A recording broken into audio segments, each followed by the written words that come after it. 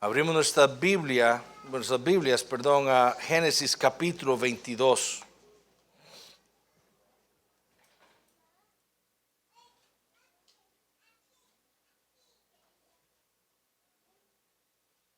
Génesis capítulo 22.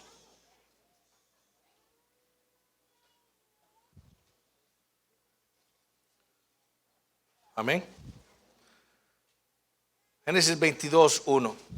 Esta es la palabra del Señor. Aconteció después de estas cosas que probó Dios a Abraham y le dijo: Abraham. Y él respondió: heme aquí. Y dijo: toma ahora tu hijo, tu único, Isaac, a quien amas, y vete a tierra de Moria y ofrécelo allí en holocausto sobre uno de los montes que yo te diré. Y Abraham se levantó muy de mañana y enalbardó su asno y tomó consigo 2 siervos suyos y a Isaac su hijo, y cortó leña para el holocausto y se levantó y fue al lugar que Dios le dijo. Al tercer día alzó Abraham sus ojos y vio el lugar de lejos. Entonces dijo Abraham a sus siervos: esperad aquí con el asno, y yo y el muchacho iremos hasta allí y adoraremos y volveremos a vosotros. Y tomó Abraham la leña del holocausto y la puso sobre Isaac su hijo, y él tomó en su mano el fuego y el cuchillo, y fueron ambos juntos. Entonces habló Isaac a Abraham su padre y dijo: Padre mío.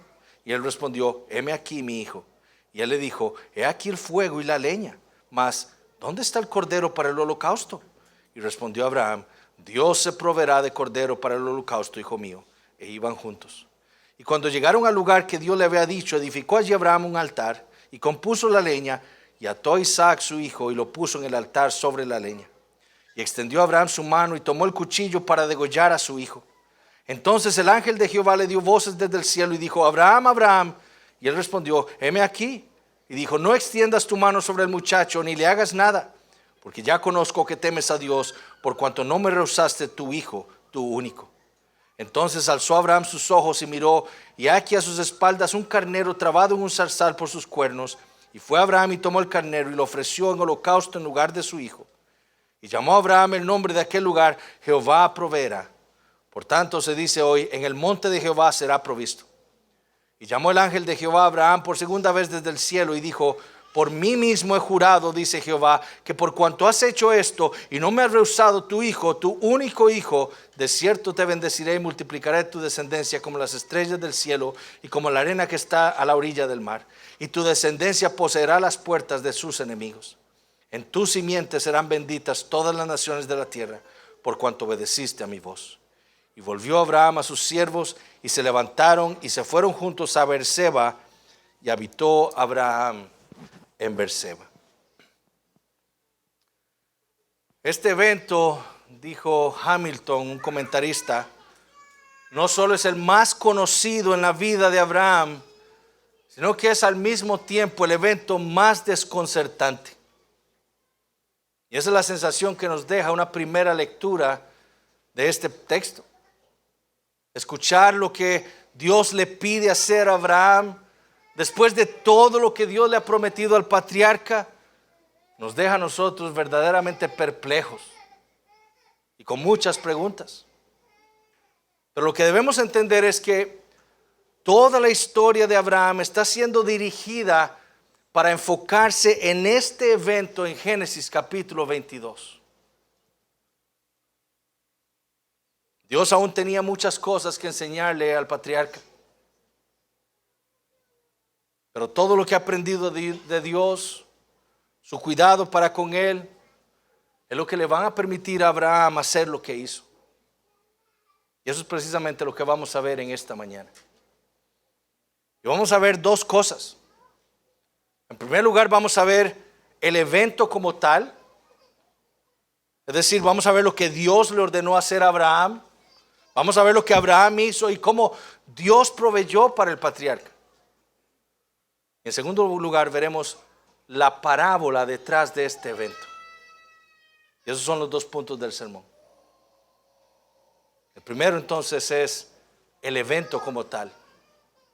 Y Moisés inicia diciendo en el versículo 1: aconteció después de estas cosas. Bueno, ¿después de cuáles cosas? Bueno, muy probablemente después de lo que sucedió en Génesis capítulo 21. Es decir, después del nacimiento de Isaac, después de que Isaac fue destetado y después de que Agar e Ismael fueron echados de la casa de Abraham. Y muy probablemente después de estas cosas está indicando al menos como mínimo un periodo de 10 años entre Génesis 21 y Génesis capítulo 22.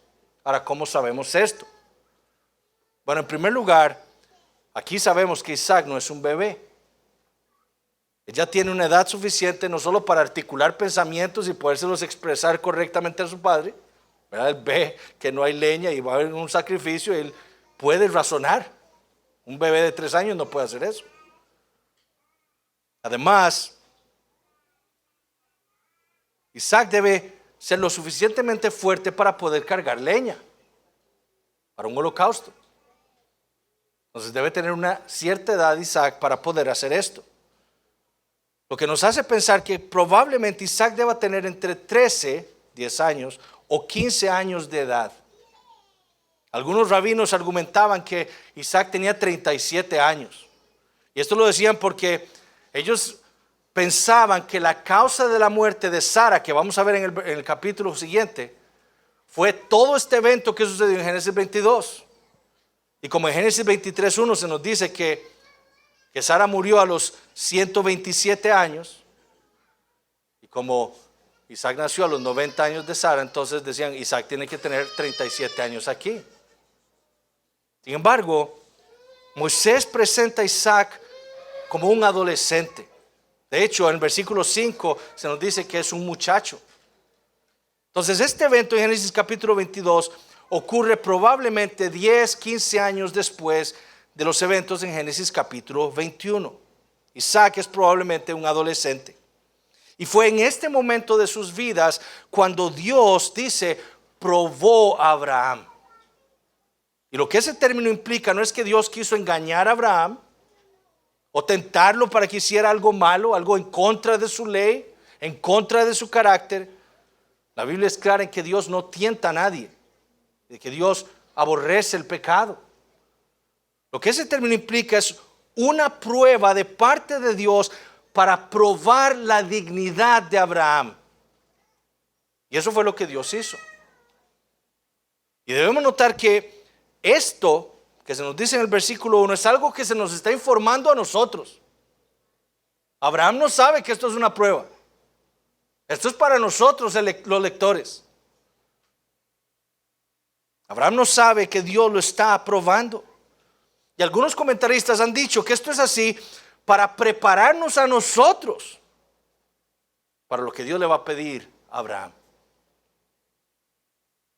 Lo que Dios le va a pedir a Abraham es algo tan impresionante que Dios prefiere prepararnos a nosotros, los lectores, antes de saber qué es lo que Dios va a pedir del patriarca. Pero esto es una prueba. Y Moisés nos dice que lo primero que hace el Señor es llamar a Abraham. Abraham, le dice. 10 años entonces más o menos han pasado desde la última vez que Abraham escuchó la voz del Señor. Pero en cuanto Abraham escucha la voz del Señor, él responde, heme aquí. Aquí estoy, Señor, estoy listo. Dime qué es lo que quieres de mí. La fidelidad del Señor a su palabra le había enseñado a Abraham obediencia. El Señor llama y él está dispuesto pronto a obedecer. ¿Qué quieres de mí, Señor? Cuando el Señor, que me ha dado todo lo que me ha prometido, me llame, ahí estaré pronto a obedecer. Y cuando Dios lo llamó, ahí estuvo Abraham a las órdenes del Señor. Pero ¿qué fue lo que quería el Señor? Versículo 2. Toma ahora tu hijo, tu único, Isaac, a quien amas, y vete a tierra de Moria y ofrécelo allí en holocausto sobre uno de los montes que yo te diré. Para entender lo impresionante de este mandamiento del Señor para Abraham, debemos recordar todo lo que el Señor le ha prometido al patriarca en estos 35 años, desde que salió Abraham de tierra de Ur de los Caldeos. En Génesis 12, cuando Dios lo saca, ¿qué le prometió Dios a Abraham? Darle hijos. Al hombre sin hijos le prometió hacer una nación grande. En Génesis 15, 10 años después de Génesis 12, Dios viene a Abraham, hace un pacto con él y le jura no solo darle una descendencia incontable, sino que le promete darle un hijo de Sara. 13 años después, en Génesis capítulo 17, Dios vuelve a venir a Abraham para confirmar ese pacto que había hecho previamente con él. Y le promete multiplicarlo en gran manera.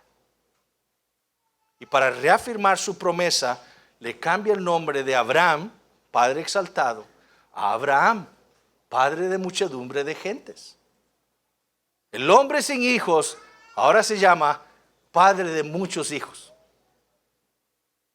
Un tiempo después el Señor vuelve a venir a Abraham y le promete el nacimiento de Isaac un año después. Y exactamente un año después el Señor cumple su promesa y les concede a Abraham y a Sara el hijo prometido.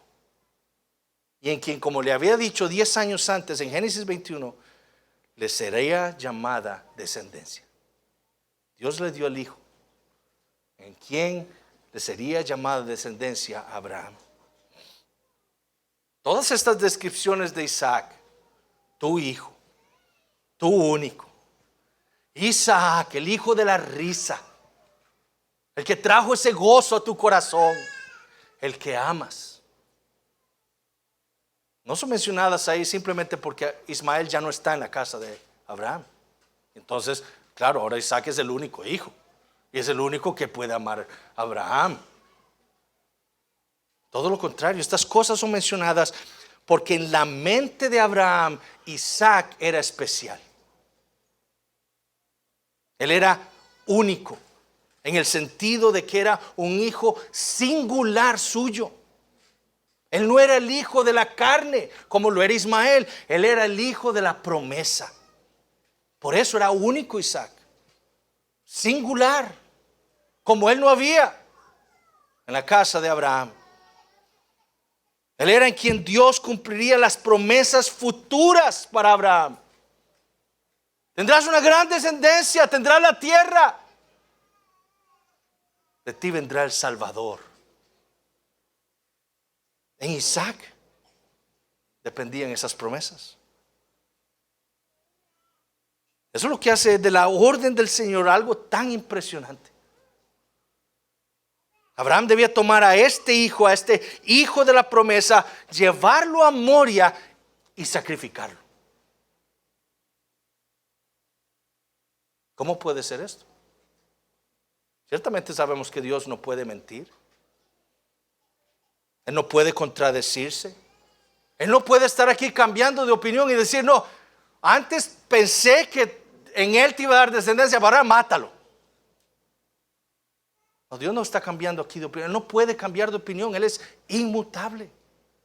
Su consejo y decreto es inmutable. Él no puede deshacer algo que ya ha jurado hacer, algo que ha pactado hacer con Abraham. ¿Qué es entonces lo que Dios está haciendo aquí? Bueno, estas son las preguntas que surgen, que tendremos que responder. Pero ¿qué hace Abraham cuando Dios le dice le da esta orden? ¿Acaso duda de lo que Dios le ha ordenado hacer como lo había hecho en otras ocasiones? No me parece que Dios esté en lo correcto aquí. Mejor voy a esperarme. No, Moisés nos dice en el versículo 3 que Abraham se levantó muy de mañana, enalbardó su asno, tomó consigo 2 siervos suyos y a Isaac su hijo, cortó leña para el holocausto y se fue al lugar que Dios le dijo. Muy de mañana. ¿Qué implicaba eso? Obediencia. Ahora una pregunta. ¿Será que Abraham estuvo perturbado con este mandamiento del Señor? ¿Será que pasó aquella noche dando vueltas en su cama, cuestionando la sabiduría del Señor? ¿Será que se entristeció con tal orden? Bueno, no lo sabemos, el texto no nos lo dice.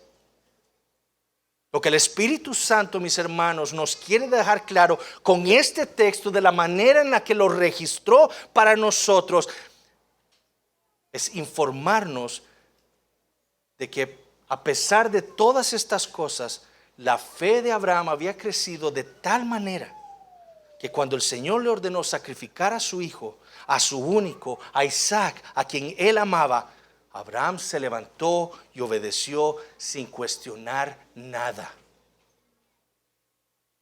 Él le permitió a Dios ser Dios. Tú sabes lo que estás haciendo. Mi única responsabilidad es obedecer. Por eso es que Moisés no dice nada de lo que pasó por la mente o el corazón de Abraham.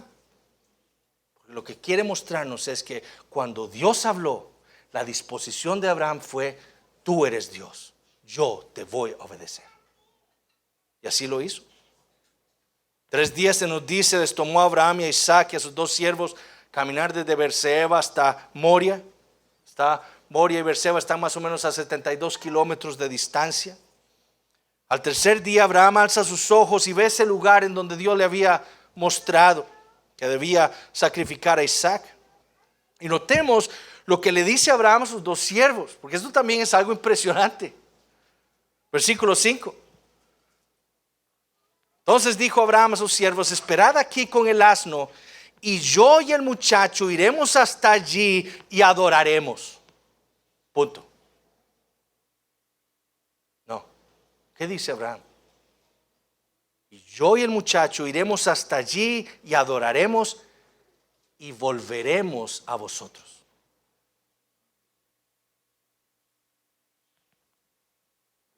Ciertamente Abraham había pasado su tiempo pensando en lo que Dios le había ordenado hacer. Pero de nuevo, no como duda, sino más bien confirmando todo lo que él conocía del carácter y la persona de Dios. Él conocía la fidelidad de Dios. Él sabía que Dios era el Dios altísimo, como dijo en Génesis 14, el creador de los cielos y la tierra, su escudo y galardón, como le dijo en Génesis capítulo 15. Él sabía que Dios era el Shaddai, el Todopoderoso, para quien no hay cosa alguna que sea difícil. Él abrió la matriz de todas las mujeres, las cerró y las abrió de todas las mujeres de Gerar. Y también abrió la matriz de Sara. Abraham sabe que Él es el Olam, el Dios eterno, cuyas promesas nunca fallan. Él sabe que Dios es el Dios que nunca hace una injusticia. Y en lugar de dudar, Abraham más bien descansó su fe en Dios. Y pensó: si Dios me ha prometido un hijo, y si Él me ha prometido de él una gran descendencia, y si en Él me ha prometido bendiciones futuras, siendo Él Dios, para que se cumplan sus promesas, Él tiene entonces que resucitar a Isaac después de que yo lo mate. Eso es lo que pensó Abraham. Yo conozco a mi Dios. Yo sé lo que Él me ha prometido y yo sé que Él es fiel a su palabra. Él me va a dar una gran descendencia de Isaac. De Él va a venir mi Mesías, el Salvador. Y si Él me está pidiendo que lo mate, entonces el creador del cielo y la tierra, el Dios todopoderoso, el que cerró la matriz, el que abre la matriz, tendrá que resucitar a Isaac para ser fiel a su palabra. Es por eso que Abraham puede estar seguro de que él e Isaac regresarían a sus siervos después. En la mente de Abraham, recuerden, Abraham no sabe que esto es una prueba. Él va a matar a Isaac, él lo va a sacrificar. Pero algo claro tiene: Dios lo va a resucitar. Porque en él Dios me ha prometido todo. Y entonces yo sé que vamos los dos. Yo lo voy a matar, pero volveremos los dos juntos después de que Dios haga el milagro. Noten que Abraham no dice volveré a vosotros. Él usa el plural. Volveremos a vosotros. Si había algo que Abraham había clarificado en su mente desde antes de subir al monte, era que Dios tendría que hacer un milagro y resucitar a Isaac si Dios iba a permanecer fiel a sus promesas. Y como Dios es fiel, Isaac tendría que ser resucitado por el Señor. Y esto es lo que nos confirma, mis hermanos, el Nuevo Testamento. Que esta es la manera en la que Abraham pensó. Cuando el autor de los Hebreos medita en esta historia de la fe de Abraham, en Hebreos capítulo 11, él escribió lo siguiente. Hebreos 11, 17 al 19. Por la fe Abraham, cuando fue probado, escuchen los tiempos de los verbos, ofreció a Isaac. Y el que había recibido las promesas ofrecía su unigénito, habiéndosele dicho: en Isaac te será llamada descendencia, pensando que Dios es poderoso para levantar aún de entre los muertos. Eso fue lo que pensó Abraham. Por eso él fue sin ninguna duda para sacrificar a su hijo unigénito, a su único hijo, porque sabía que Dios lo tendría que resucitar.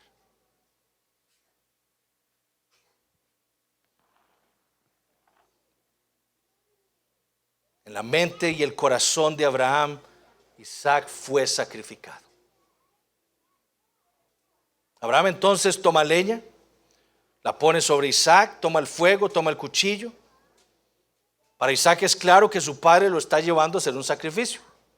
¿Verdad? Él ve leña, ve el cuchillo con el que su padre hace los sacrificios semana tras semana, ve el fuego, y él sabe.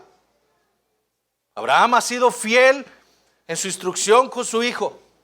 Y como dijo el Señor en Génesis 18, él estaba seguro de que Abraham iba a instruir a sus hijos, a su casa, a seguir los caminos de Jehová.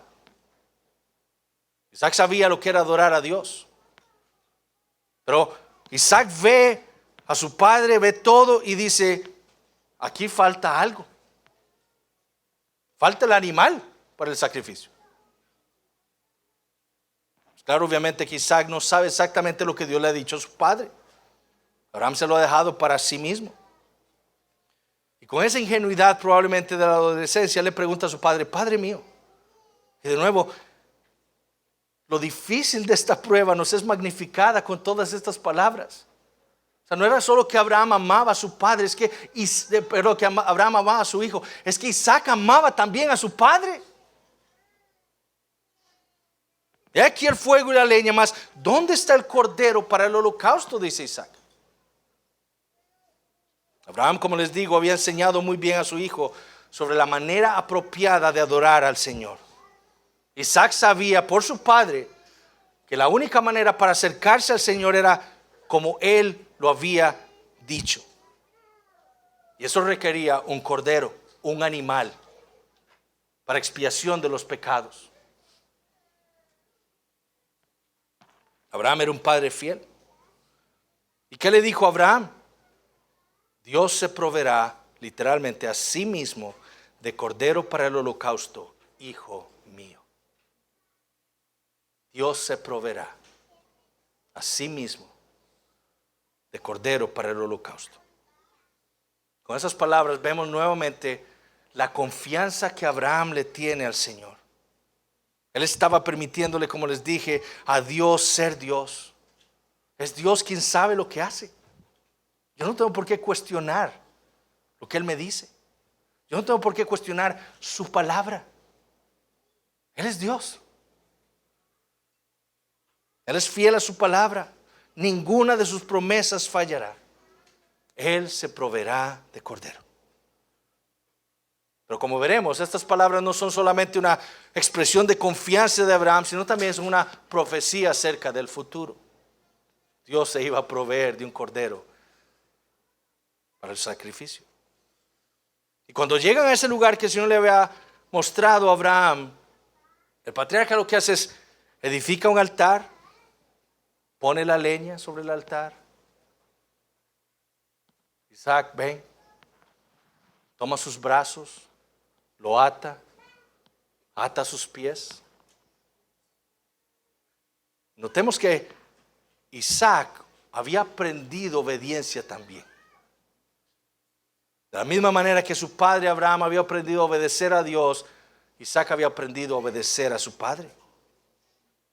Yo sé que mi padre me ama. Yo confío en él. Yo sé que mi padre no me va a hacer nada malo. Isaac pudo haberse soltado.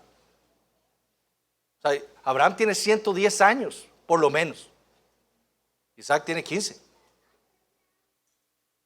¿Ustedes creen que un adolescente de 15 años no puede empujar a su papá y decir, ¿qué estás haciendo? Y sale corriendo. ¿Y qué viejito de 110 años va a poder alcanzar a un joven de 15? Isaac pudo haber hecho eso, pero no lo hizo. ¿Por qué? Porque él amaba a su padre. Y él se sujetó a su padre como Abraham se sujetó al Señor. Y acostado sobre el altar, Abraham pone su mano sobre la cabeza de Isaac, su hijo. Toma el cuchillo con la otra mano, levanta su mano y se dispone a degollar a Isaac. Y de repente, y para que entendamos que Abraham iba a sacrificar a su hijo, leemos algo maravilloso en la narrativa. Versículo 11. Entonces el ángel de Jehová le dio voces desde el cielo y dijo, Abraham, Abraham. Y de nuevo que vemos en Abraham la disposición a obedecer. Heme aquí.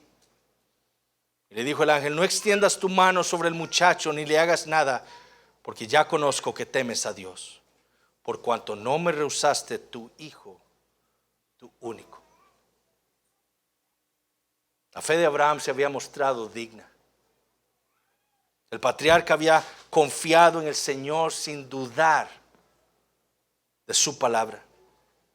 Y por su fe, la segunda persona de la Trinidad, este ángel de Jehová, esto es una cristofanía, evita que Abraham mate a su hijo.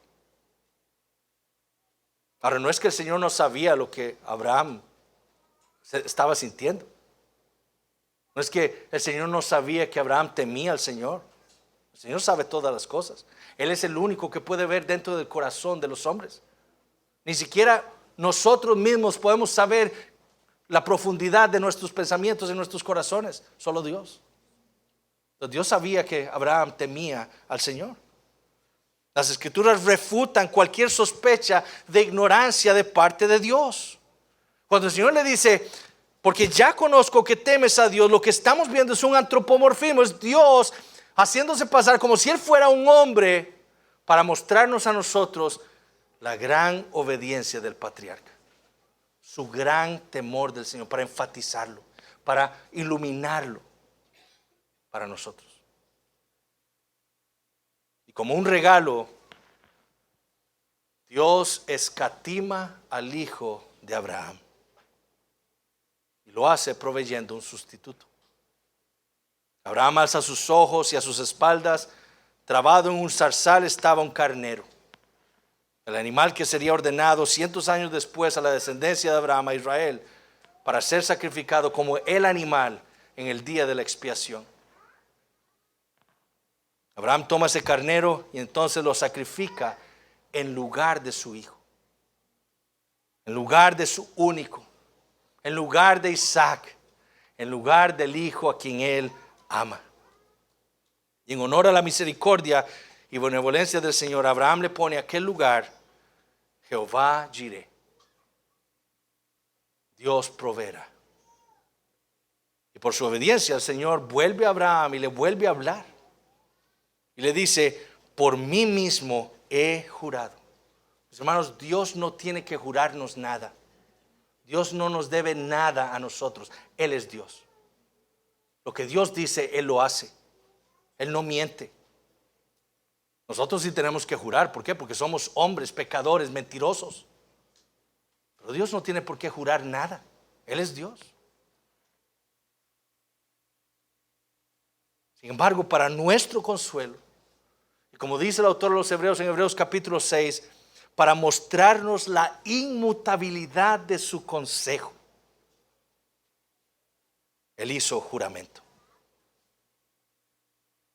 De cierto te bendeciré y multiplicaré tu descendencia como las estrellas del cielo y como la arena que está a la orilla del mar. En otras palabras, verdaderamente serás padre de muchedumbre de gentes. Las promesas que te he hecho se cumplirán. Pero también le jura traer la simiente prometida de Él. Él repite aquella promesa, en tu simiente serán benditas todas las naciones de la tierra. Pablo interpreta esta simiente como ¿quién? Cristo. Y escuchen esto. ¿Por qué razón le promete esto el Señor a Abraham? Esto es increíble. Por cuanto obedeciste mi voz. La obediencia de Abraham ligada a la promesa del Señor. Y esa es la bondad de Dios, que liga nuestra obediencia a sus promesas para consuelo nuestro. Abraham entonces regresa a sus dos siervos, con Isaac, como les había dicho más temprano. Y los cuatro regresan juntos a Beerseba. Y yo creo que ninguno aquí podría imaginarse la alegría que había en el corazón de Abraham. Pero este evento, a pesar de haber ocurrido verdaderamente en la historia, esto no es un invento. Este evento sucedió realmente en la historia de la humanidad. A pesar de que es un evento real, este evento fue diseñado por Dios como una parábola. El Dios soberano tiene el derecho de montar este evento o un evento en la historia de la humanidad para significar algo más. Y eso es lo que este evento es. Dios diseñó este evento en la vida de Abraham como una parábola.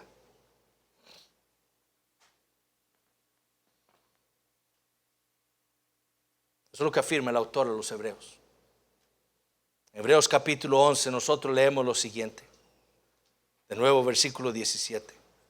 Por la fe Abraham, cuando fue probado, ofreció a Isaac, y el que había recibido las promesas ofrecía a su unigénito, habiéndosele dicho: en Isaac te será llamada descendencia, pensando que Dios es poderoso para levantar aún de entre los muertos, de donde en sentido figurado, literalmente, de donde en sentido de parábola, el término griego es parábole.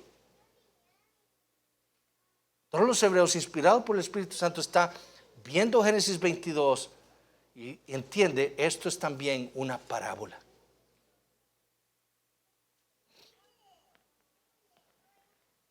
De una forma parabólica, Abraham recibió a Isaac resucitado. Es decir, de nuevo, todo este evento en Génesis capítulo 22 fue diseñado por Dios, el soberano de la historia, con un sentido oculto que debía ser descubierto. Y ese sentido oculto, esta parábola que tenemos aquí en Génesis capítulo 22, era Cristo y su sacrificio sustitutivo. Esa es la parábola. Cristo y su sacrificio sustitutivo. Y esto lo vemos de varias maneras aquí en Génesis capítulo 22. En primer lugar, lo vemos en la obediencia firme de Abraham a esta misión tan increíble que le había encargado el Señor. Dios le había ordenado a Abraham sacrificar al hijo de la promesa. Pero nada hizo que Abraham desistiera de obedecer al Señor. Y lo mismo vemos en la vida del Señor Jesucristo. En la eternidad, Dios el Padre le encargó una misión al Señor de salvar a su pueblo elegido. Y cuando llegó el momento, a pesar de lo increíble de la misión, de lo increíble de lo que esa misión requería, la muerte del justo, el que nunca pecó, a pesar de lo increíble de la misión, leemos en la Biblia que Jesucristo afirmó su rostro para ir a Jerusalén. La obediencia de Abraham era una parábola que mostraría la obediencia de Cristo a su Padre. En segundo lugar, lo vemos en el acto de un padre sacrificando a su hijo. Así como Abraham sacrificó a su hijo Isaac, asimismo Dios el Padre sacrificó a su hijo. El sacrificio de Isaac por parte de su padre era una parábola que describiría el sacrificio que Dios el Padre haría de su hijo.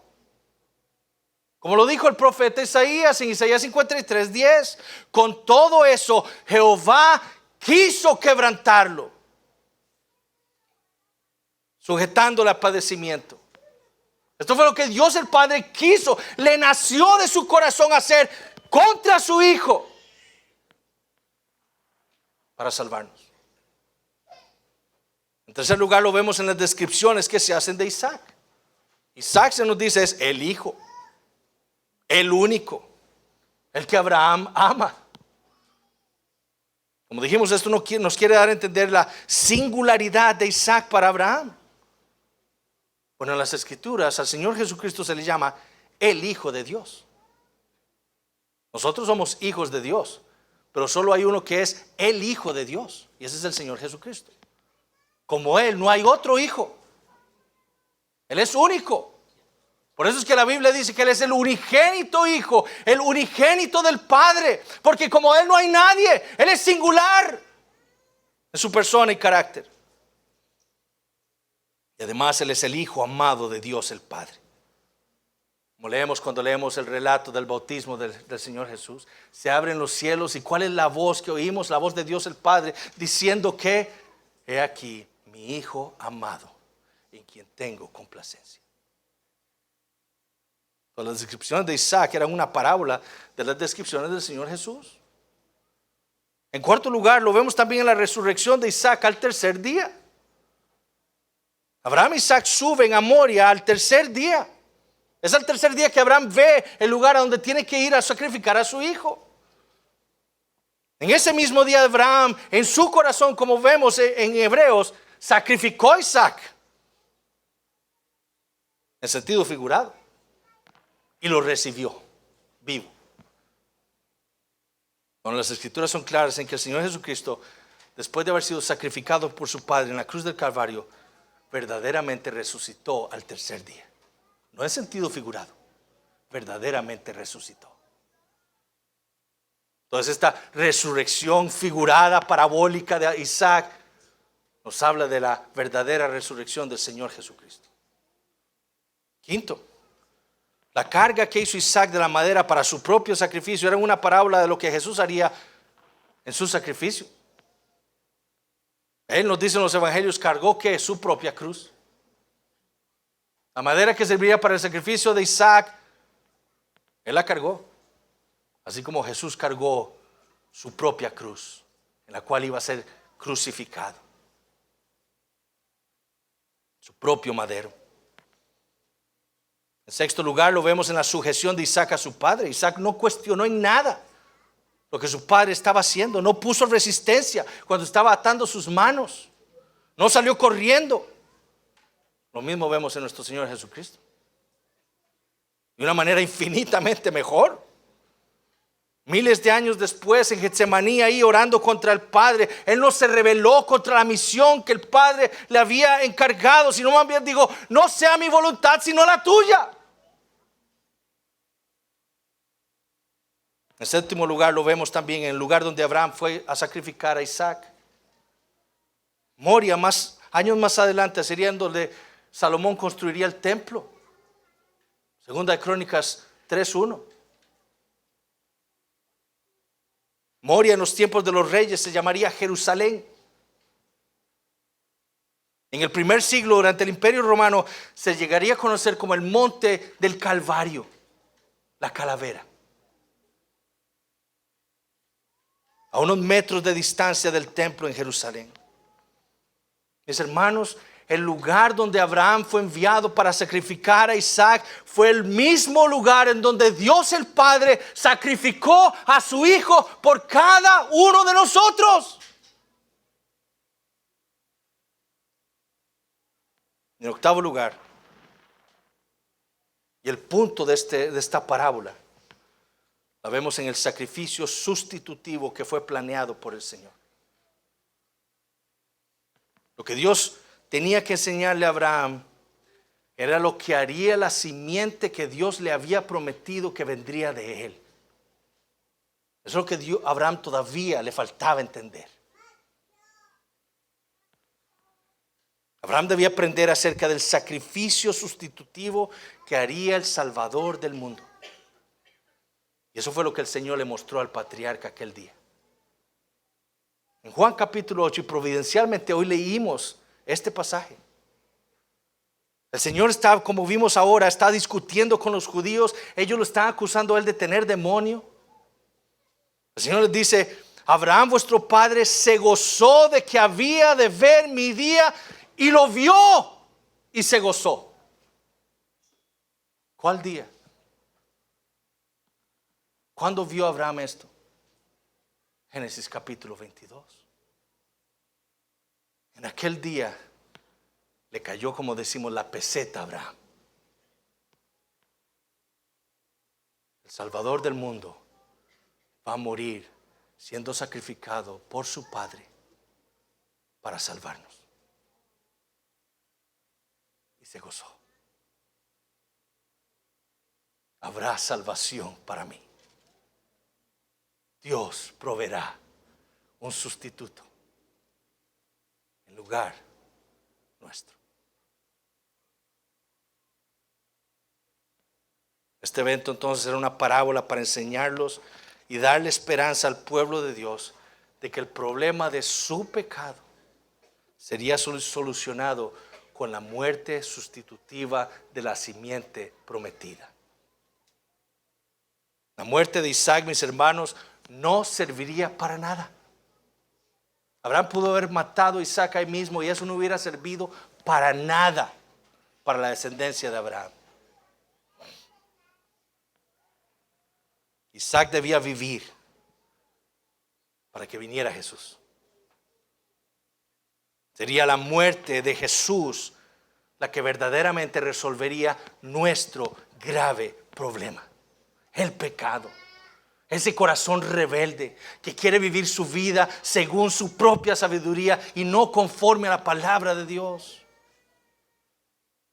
Por eso es que Dios proveyó para Isaac un sustituto, un carnero, para morir en su lugar. Dios escatimó al hijo de Abraham, como dijimos, pero para salvarnos, Dios no escatimó, dice Pablo, a su propio hijo, sino que lo entregó por todos nosotros. ¿Cómo no nos dará con él también todas las cosas?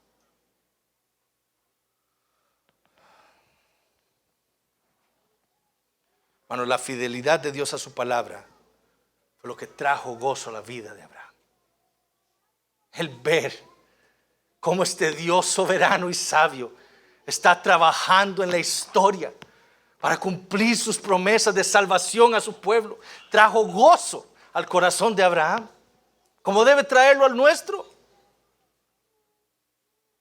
Hermanos, el saber cómo Dios ha trabajado en la historia desde el principio para no dejarnos condenados, sino para salvar a su pueblo elegido en la eternidad, debe traer gozo a nuestros corazones.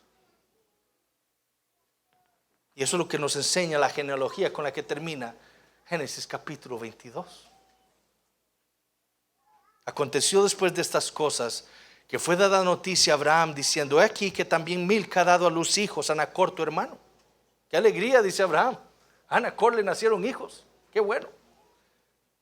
Uz su primogénito, Buz su hermano, Kemuel padre de Aram, Kesed, Aso, Pildas, Hidlaf y Betuel. Y Betuel fue el padre de Rebeca. Estos son los 8 hijos que dio a luz Milca de Nacor hermano de Abraham, y su concubina que se llamaba Reuma dio a luz también a Teba, a Gaham, a Taas y a Maaca. ¿Por qué tenemos esta genealogía al final de Génesis capítulo 22? De nuevo, las genealogías tienen un propósito, son sumamente importantes en las escrituras. El problema es que nosotros no las entendemos. ¿Cuál es el propósito de esta genealogía en Génesis capítulo 22?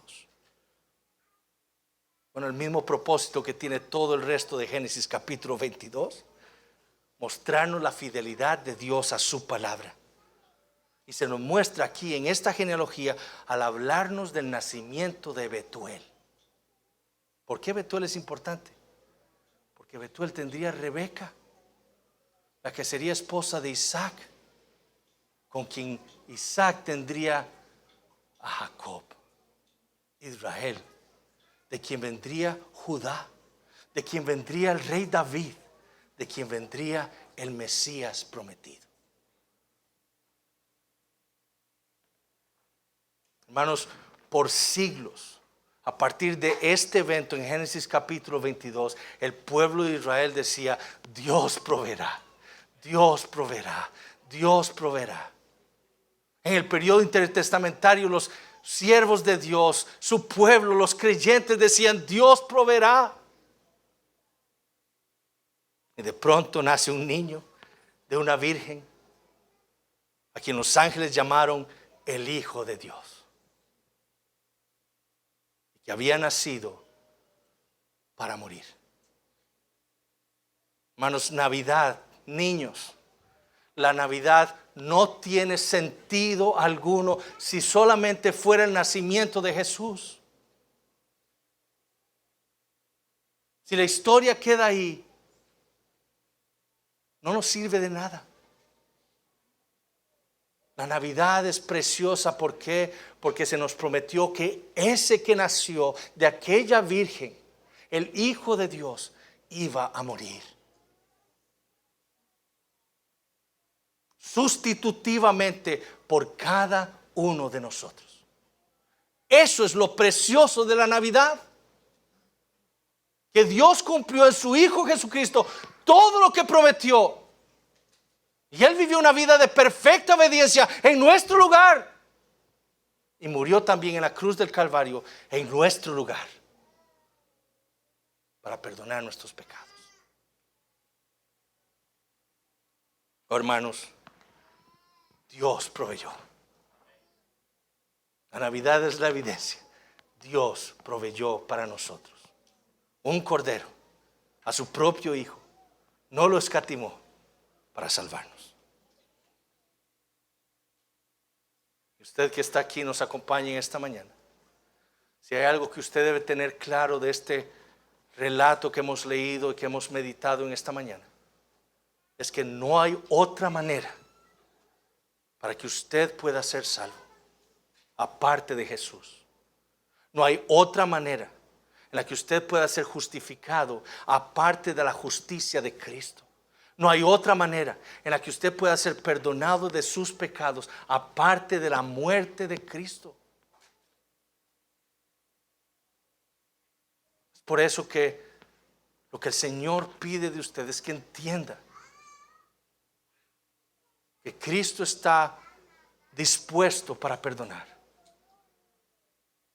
Que usted vaya a Él con fe, con arrepentimiento, y le busque a Él. Y ese sacrificio sustitutivo sea suyo también. Usted pueda tener la vida eterna. Que el Señor bendiga su palabra. Vamos a orar. Padre Celestial, te damos gracias, Señor, por este texto que hemos estudiado en esta mañana. Oh Señor, te pedimos perdón.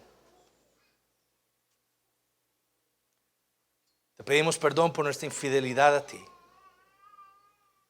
Te pedimos perdón, Señor, por nuestra negligencia espiritual, por no meditar lo suficiente en tu bondad mostrada a nosotros en el Evangelio, por andar coqueteando con el mundo porque no entendemos, Señor, realmente lo que tú has hecho en Jesucristo. Señor, perdónanos, pero trae a nosotros una fe, Señor, poderosa. Fortalécenos, edifica a tu pueblo para ser esa iglesia fiel que proclame este evangelio precioso que tú has predicado desde el principio, para tu gloria, para la edificación de tu pueblo. Y salva, Señor, en esta mañana aquellos nuestros hijos, Señor, visitas que están entre nosotros, hoy puedan, Señor, por tu Espíritu Santo, ser convencidas de que aparte de Cristo no hay esperanza para nadie, y que les provea la fe y el arrepentimiento para vida eterna. Señor, haz todo esto para tu gloria. Maravilloso, Señor, es verdaderamente tu gran amor. En Jesucristo oramos. Amén.